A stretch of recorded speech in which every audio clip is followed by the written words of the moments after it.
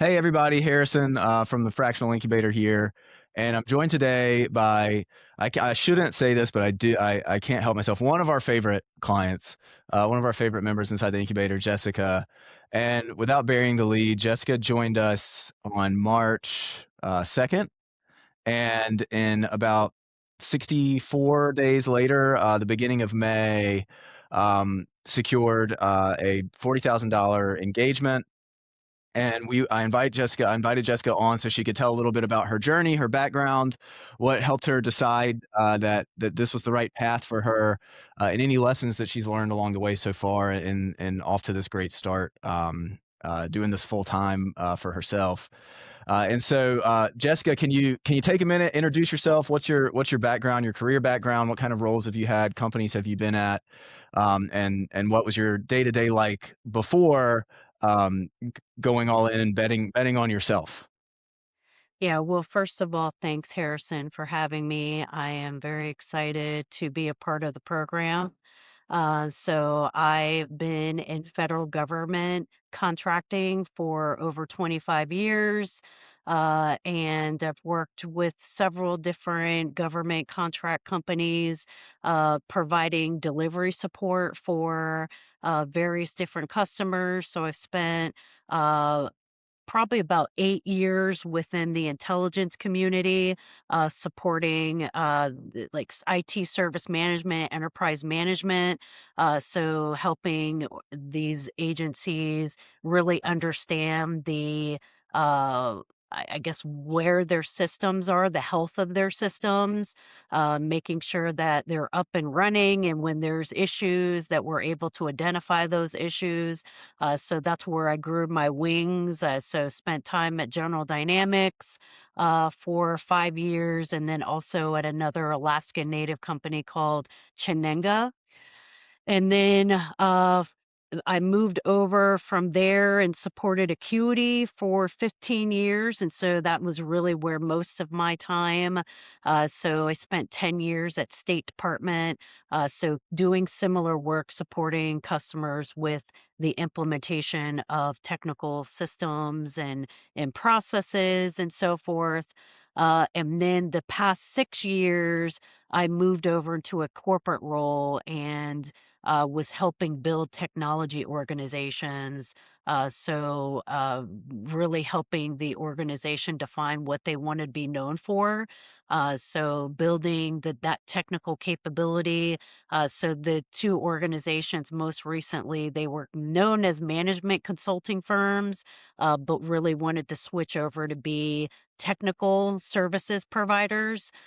So really looking at, okay, what technology they want to be good at, how do we train and upskill people, and then build those strong stories to win new work.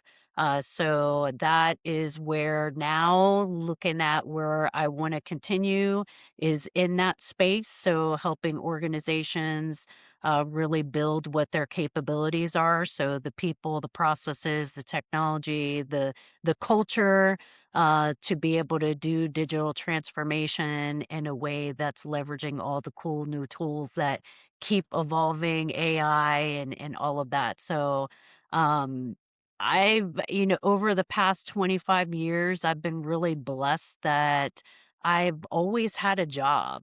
I had never felt like I was always able to kind of find my own path, grow, didn't see any issues. And then this past March, I got laid off. Mm, And so that was a huge shock. I knew it was happening around me, and I knew it was a tough time in the market that I was in. But when it happened to me, it was like, oh, whoa, what am I going to do? And I had to make some hard decisions. And just hearing my peers and others that I've known that have been laid off recently, The track record was about 4 to 6 months to find another opportunity. And so I said to myself, do I spend that time looking for another W-2 job, or do I go after this dream that I've had? And I've had this dream for more than 16 years. The company that I joined, that I said, Acuity, that I was with for 15 years, I actually went in hoping to start as a 1099, and the CEO basically said to me, "Well, well, how about I just hire you?" And so then 15 years later, I'm still working as a W-2, and so I felt like this was a perfect opportunity to make that switch. And so I found you on LinkedIn, and a lot of what you were posting was resonating with me. I was hearing a lot of things about fractional, and so I was very intrigued, and here I am. So, Here you are. yeah. Tell us more. I want to hear more about. I think we've talked briefly about it, but this dream of kind of being your own boss, having that freedom of not being in a W-2 and being that contracted help. Where did that come from, and why do you think what was so attractive about that? Yeah, that's a good question. I think if I look back 15, 16 years ago, I didn't know what I know now. So I think at that time it was, there was just other owners that I knew that I was like, well, if they can do it, I can do it. And I didn't see anything like different from how they talked, how they presented themselves, what they knew. And so that, I think, was the early feelings of, I can do this. But then most recently, I joined a leadership program in 2021. It's called the Voyagers program. It's with ACT IACT. And I didn't know anything about it before I joined, but was selected as so every company has the opportunity to select one person from the company that can apply, and then they get selected through a committee and all of that. So luckily I was selected, and what I learned coming out of that was huge. So one, networking, feeling more comfortable being in a networking setting. But I think really what spoke to me was the network itself and meeting so many women business owners, strong women, that and just business owners in general. But I think what really would those women that really just talking to them and understanding what they were doing, and it gave me inspiration. And so that's where the past 6 years or so, because I have this amazing network around me, I really wanted to leverage that and leverage the strong people that were there to support me. That's great. Yeah, I knew that part of the story. Can you talk more about, 'cause, I I'm obviously, a man, and anytime we're talking to a woman about taking this path, and they're like, "Well, what is it like for a woman, and how is it different?" I can't tell them that because I don't know. But what would you say to other women who are considering taking the same path that you're taking? It's confidence. And that's definitely something. I have had certain instances in my career where I was questioned about why I made certain decisions, why I did what I did. And so I had challenges in just growth and a lot of the roles that I had. Mm, And it almost made me lose some of that confidence, because it was like, well, maybe I didn't make the right decision. Maybe that wasn't the right, approach that I should have taken. But, at the end of the day, I always just felt confident about why I was doing what I was doing. Like, just in the technology space, it is very male dominated. And, there's you move ahead based on people you know, and so there's the handshakes and the I'm not a golfer, I'm not into Me either. No. sports. Yep, so there was I felt like there was somewhat of a limitation because I felt like I couldn't really connect with a lot of the people that were making the decisions. But yeah, once I, just continued moving forward with my what I know, it's really what, just leaning into my knowledge and building more confidence with the skill set that I was building. And so I just had to continue to tell myself that I can't doubt myself. I know what I'm doing. I just need to be confident. And, part of it too is, I'm a single mom. I've always done things on my own. I haven't really been the person to ask for a lot of help, but I learned that it's okay to ask for help and it's okay to ask for advice and to lean on people that are around you, which was definitely something that I just had to work on. Yeah. Well, it's great to hear you say that, and everyone who joins our program has. I mean, you went through your background. You've been doing this a long time. You've been doing big, important work, hard work, and so that piece of it is the common denominator for everyone who undergoes this. Is you got to have that background, and then watching you develop over the past couple months. I mean, that confidence is shining bright as day. We watch all everybody's calls, and I've just seen you become this person who is out here selling these engagements, and it's been awesome to watch. I don't I want to ask one more time about, or a little bit more about the kind of the why for you. So you mentioned there was the layoff that happened in March. Mm. It would have been easy to go just get on that 4 to 6 month treadmill that you mentioned, and try to find that next thing. But you also had this dream for 16 years.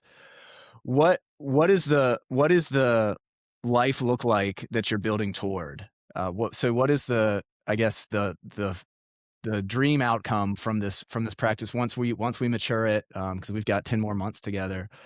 So what does it look like? What are you building toward, and why does that matter to you? Yeah, definitely the autonomy to just be able to, I'm working for other CEOs over the past few years. You don't have that, I guess, the ability to change their mind, right? If they're stuck in a certain way and they're doing things a certain way, it's hard to make them shift. And so I just always wanted to be able to do things on my own terms. And a lot of what I've learned over the past few years of I would do it like this. I wonder if they would do it like this, like what would be the outcome? And so I think that opportunity to be able to try to build this on my own and make the decisions that I know I feel are the right path moving forward. That's one piece of it. I think too, it's the ability to have more time.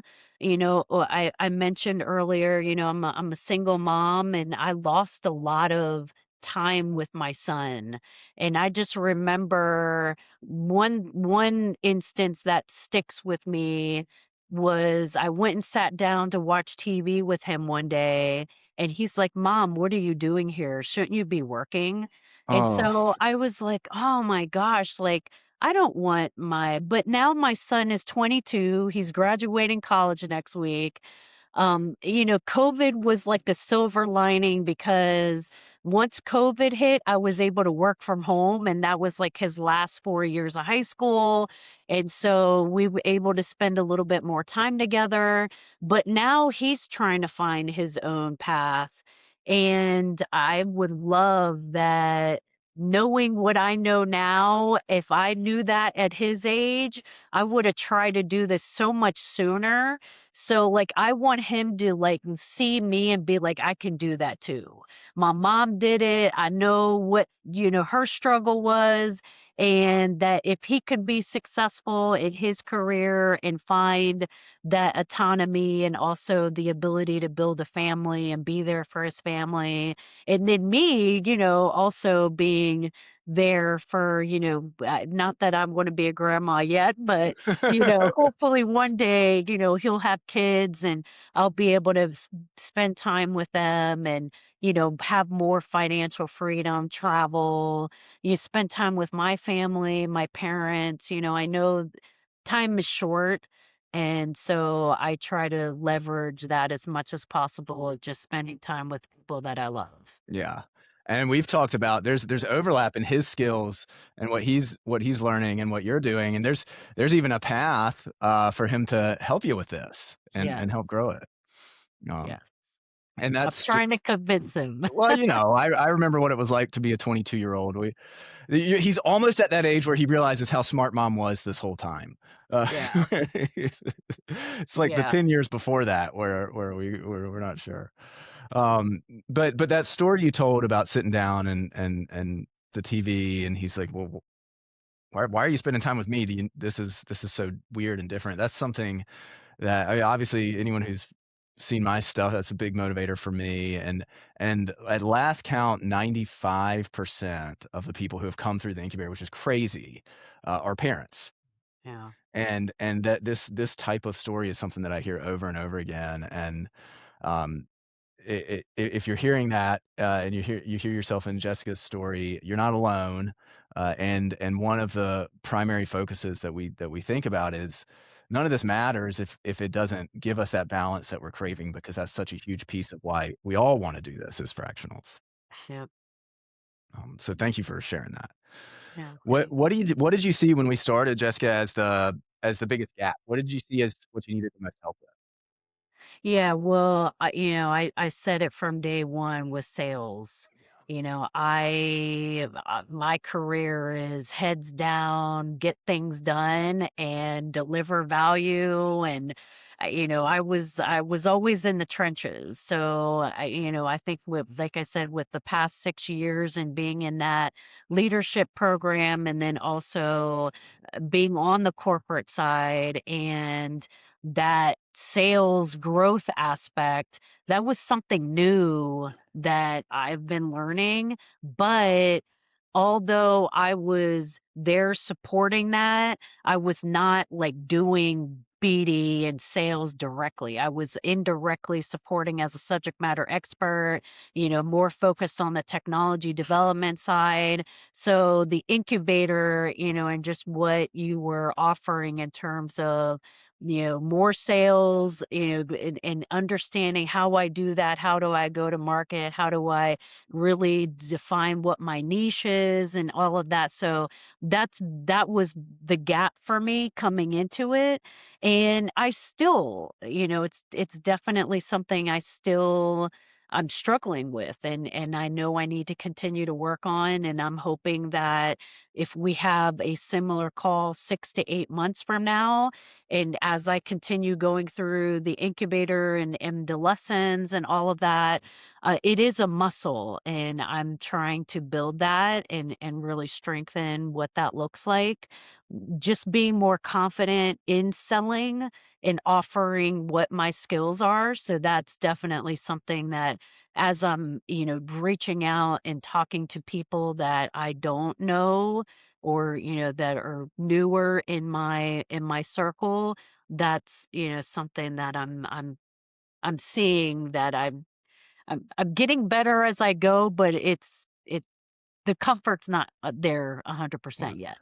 it's a muscle, you're totally right about that, and it's like any skill, you're never done. You're never finished. And all you can do is look back and say, "Well, am I getting better?"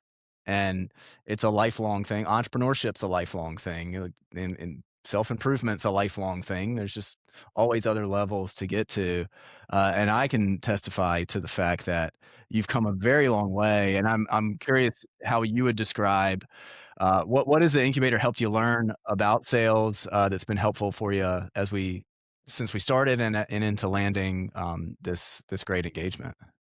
Well, definitely throughput. So, it's numbers, just how much outreach I'm doing, how many connections I'm making, and just that constant, flow of outreach, just not stopping. So, just like you've been drilling into my head, there's never stop selling. But then even as I'm in conversations and being able to, do the objection handling and then sell again and then, sell again and just that concept that's been huge. So it's something that it's keeps ringing in my head. I'm like, yep, I the Columbo moments, right? That Yeah. where it's like, all right, let me try this again and see if it lands something. So that's been huge, and you just keep practicing that. And so, I'm only a few calls in, of trying that, and I think as I, increase my numbers and get more confident with it, it's just going to get easier. But yeah, that's definitely been the hard part. Yeah. Well, it's been like I've said multiple times, it's been great watching you develop, and the path for you is so clear. And so Jessica alluded to, we have a saying in the incubator: never stop selling. Yeah. My goal, I always tell everyone, my goal is for you to get sick of me, sick of me and the because that means I've done my job. People need to be reminded more than they need to be taught, and some of the stuff is you have to really drill it and internalize it. And I won't get into what the Columbo moment is because I don't want to give too much away if anyone's watching this and they haven't joined. And if you joined, you already know what it is and how useful that is.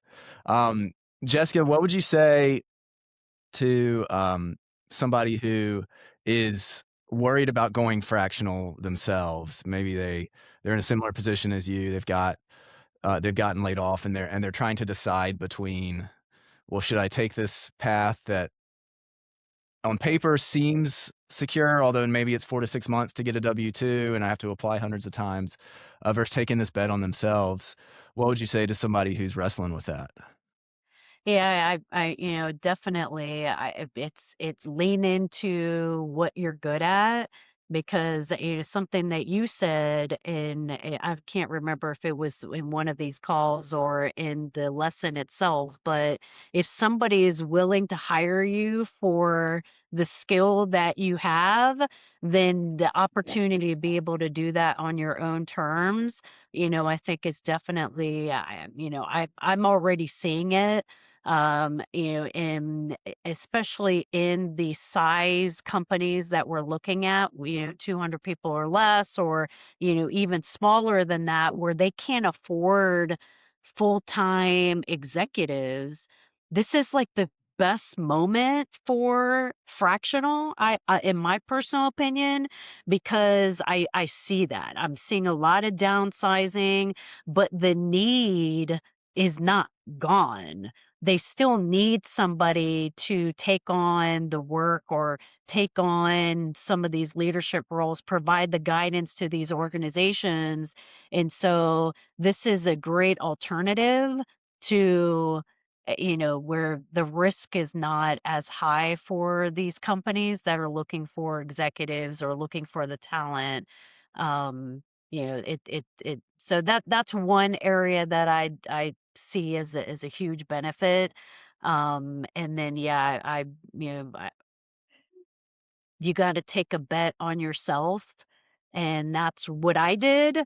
I had to make a decision if I was ready to lean into this or not, and I know it's a lot of work, owning your own business and moving forward with this type of opportunity is not for the weak, and so it takes effort, and I think if you put in the effort and you're willing to move forward with yourself I think making these decisions and the fact that I'm doing it for myself.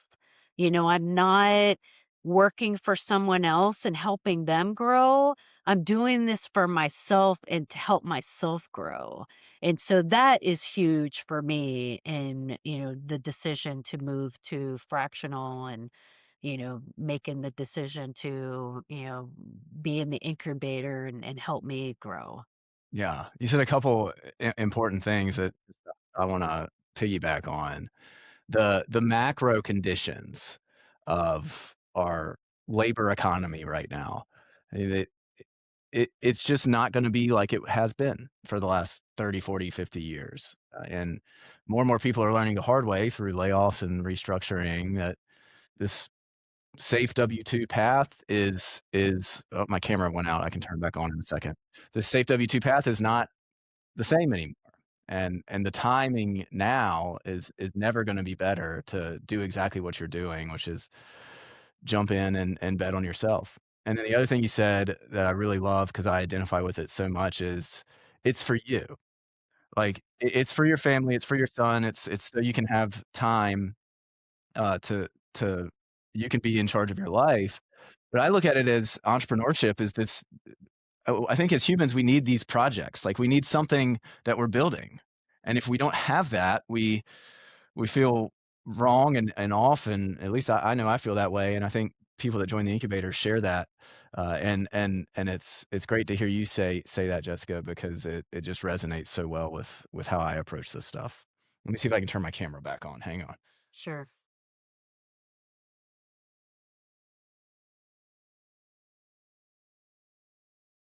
Okay, this should maybe buy us a couple seconds. There we go. Hey, I'm back. Uh, well, one more question, Jessica, that I always like to end on, and then I'll let you get back to work because you this engagement officially started this week. Yes. So and I know you're busy trying to deliver, like we always talk about. What would you say to somebody who is considering joining the incubator and is on the fence? Do it. Do it.